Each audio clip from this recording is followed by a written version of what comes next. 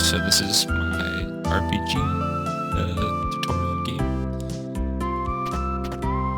So this is the house. I don't know why the fences decided to have like a blue background, or not blue, it's like purple. I think it might have been because I was having trouble installing the kit, so it might have not installed everything that it needed.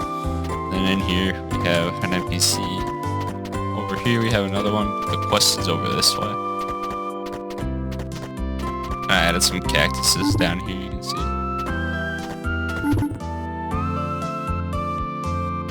And then we start the quest. We go over here. Grab the apple. Oh, there's the cloud.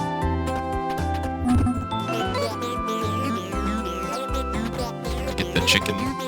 Added that little last bit of dialogue.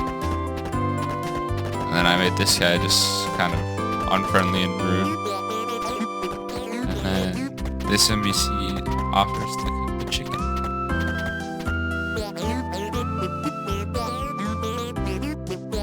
And that's it.